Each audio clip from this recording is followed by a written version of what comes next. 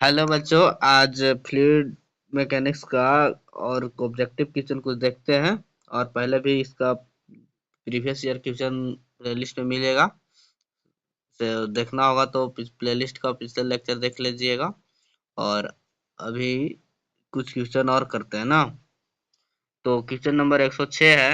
A body of floating in a liquid said to be not a equilibrium if its meta center lies below its center of gravity।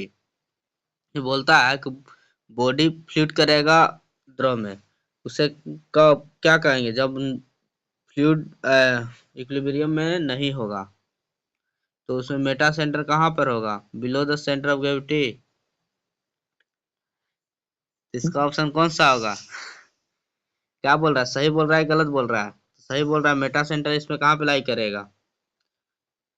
Meta centre below the gravity. फिर question number 107 देखते हैं। A submerged body is said to be a stable equilibrium if its center of gravity, the center of buoyancy, centre of body जो है astable condition में centre of gravity कहाँ पे लाई होगा? buoyancy से ऊपर होगा कि नीचे होगा? तो सबमर्ज बॉडी में जब देखते हैं, सबमर्ज बॉडी में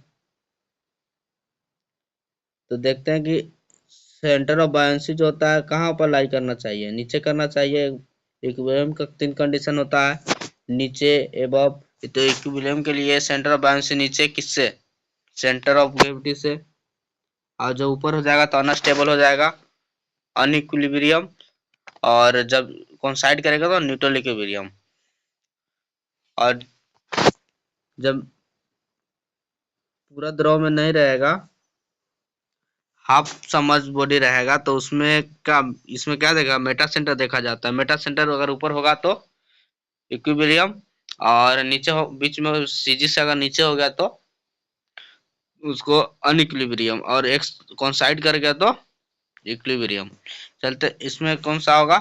lies between below, option number B. 108 देखते हैं। The buoyancy force floating is a body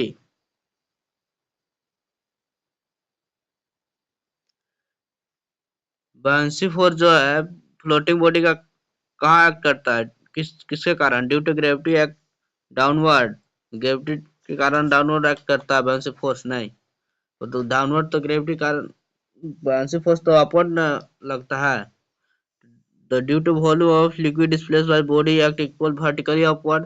जितना वॉल्यूम होता है किसी बॉडी का उतना ही डिस्प्लेस लिक्विड के बराबर होता है फोर्स। तो ऑप्शन नंबर बी सही बोल रहा है। सी देखते हैं इक्वल ऑफ। अब इसमें कोई एक चुनना है तो बी सही हो गया था, और पढ़ने की कोई जरूरत नहीं है, टाइम व्यर्थ है। For stability of a floating body, floating body कब स्टेबल होगा? मेटा सेंटर एम जो है वो मेटा सेंटर डिनोट कर रहा है, और बी सेंटर ऑफ बायंसी, और जी सेंटर ऑफ ग्रेविटी। तो मेटा सेंटर क्या होता है फ्लोटिंग बॉडी में? तो मेटा सेंटर इक्विलिब्रियम के लिए क्या होता है? स्टेबल रहने के लिए ऊपर होगा, और उसके बाद सीजी होगा। तो इसमें कौन सा बोल रहा है? एम, ऑप्शन नंबर बी जो बोल रहा है M should lies above the B and G, सबसे ऊपर होना चाहिए। और सीजी से अगर नीचे हो गया तो मेटा सेंटर अनइक्विलिब्रियम, और अगर कोइंसाइड कर गया तो न्यूट्रल। क्वेश्चन नंबर 110 देखते हैं। The time of oscillation T floating body is given. ये तो फार्मूला है, तो फार्मूला है उसका कौन सा? ऑसिलेशन टाइम का। तो इसमें option number 1 2 pi under root k square by h g, जहाँ k of radius of gyration है बॉडी का, और एच जो है हाइट ऑफ मेटा सेंटर, और G S due to acceleration है ना, gravity due to acceleration, small G. और 111 क्वेश्चन नंबर देखते हैं।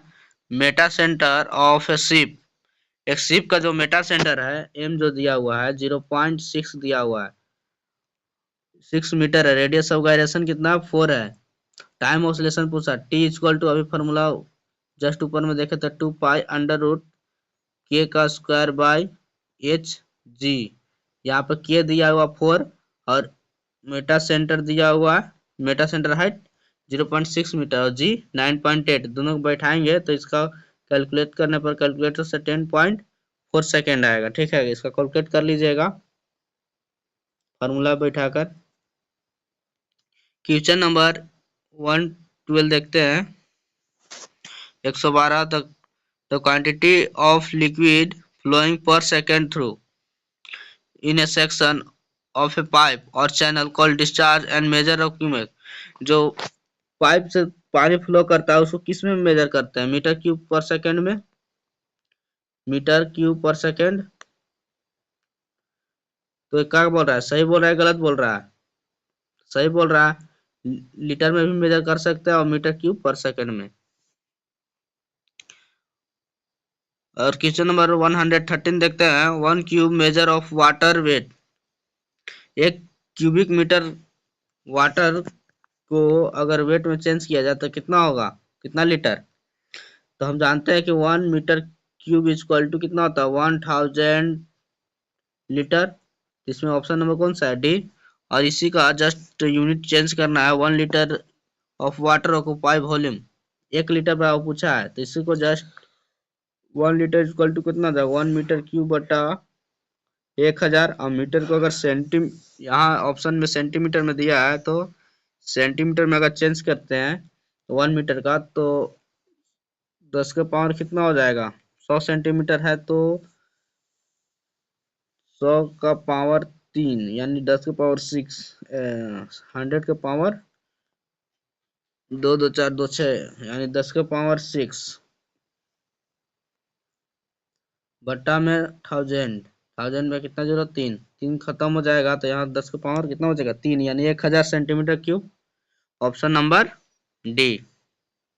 अब क्वेश्चन नंबर 115 पे चलते हैं। देखते हैं कि when a liquid flowing through a pipe the velocity of liquid. जब जब लिक्विड पाइप से बहता है तो उसका वेलोसिटी क्या होता है, मैक्सिमम होगा एट सेंटर पे कि मिनिमम होगा? सेंटर पे जब पाइप से बहेगा तो इसमें विस्कोसिटी की साइड में लगेगा तो इसमें फ्रिक्शन जनरेट होगा तो वेलोसिटी क्या होगा, साइड में कम होगा। और बीच में क्या होगा, ज्यादा होगा। इस टाइप का प्रोफाइल बनेगा। तो इसमें जो ऑप्शन में देखते हैं तो कौन सा, maximum at centre minimum near the wall, option सही हो रहा है। Minimum at centre maximum near the wall, ये तो गलत है। Zero at the centre, centre पे जीरो नहीं, मैक्सिमम होगा। मैक्सिमम एट सेंटर सही है, zero at near the wall, लेकिन मिनिमम होगा, जीरो नहीं होगा ना, क्योंकि स्मूथ सरफेस होगा।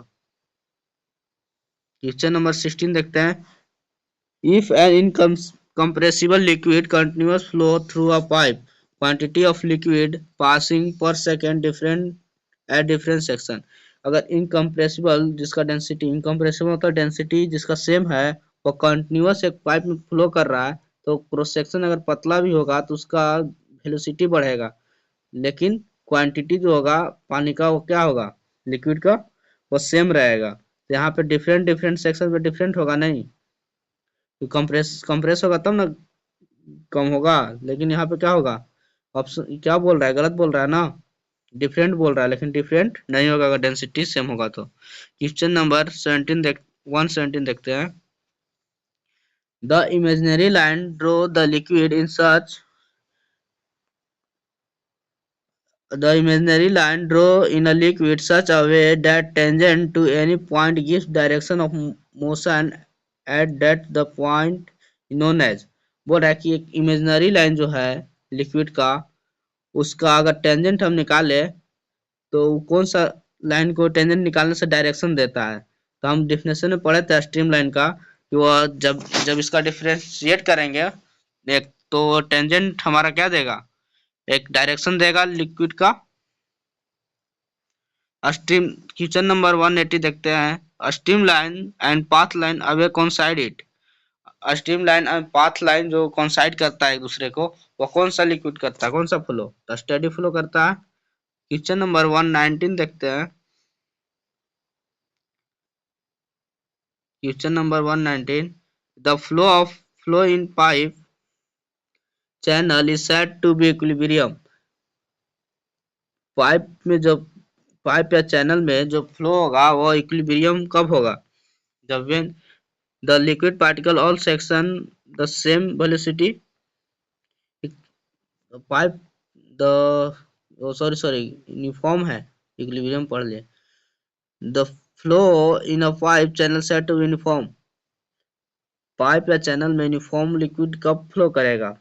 जब पार्टिकल और सेक्शन पर सेम वेलोसिटी होगा। सही बात है, यूनिफॉर्म का मतलब है same velocity. The liquid particle different section of different velocity, गलत है। The quantity of liquid per second is constant, गलत है। When liquid particle has been definite path से कोई रिलेशन ही नहीं है। क्वेश्चन नंबर 120,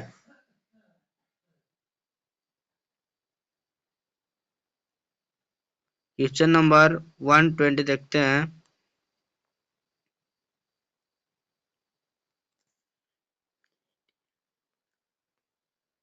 क्वेश्चन नंबर 120 देखते हैं। The flow in a pipe और channel is said to be non uniform.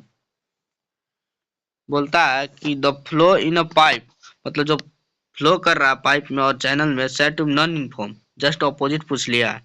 Just opposite है तो पार्टिकल का होगा, हर सेक्शन पे जो वेलोसिटी होगा डिफरेंट होगा। Option number B, option number B बोलता है the liquid particle different section have different velocity. और क्वेश्चन नंबर अगर 21 देखते हैं। A flow in which each liquid particle has definite path and path individual particle do not cross each other। तो बोलता है जो फ्लो है पार्टिकल का वो डेफिनिट है, तो पाथ जो है वो डेफिनिट है, बट और जो पाथ इंडिविजुअल पार्टिकल का है वो एक दूसरे क्रॉस नहीं करते हैं और डेफिनिट पाथ है, तो उस कौन सा फ्लो कहलाएगा? तो स्ट्रीमलाइन फ्लो में जानते हैं कि वो एक दूसरे का क्रॉस नहीं करते हैं। क्वेश्चन नंबर 122 देखते हैं। A flow in which each liquid particle does not have definite path and the path individual particle also cross each other called turbulent flow। अब जो फ्लो है वो लिक्विड का नोट डिफिनिट पाथ नहीं है, वो ऐसे ऐसे जाएगा, डिफिनिट कोई पाथ नहीं है। पाथ इंडिविजुअल पार्ट जो एक दूसरे क्रॉस करेगा, तो टर्बुलेंट फ्लो होता है। तो देखते हैं कैसे पूरा इधर उधर फ्लो करता है, उसका कोई डिफिनिट पाथ नहीं होता है, तो उसको क्या हो, सही टर्बुलेंट फ्लो का ही एग्जांपल है।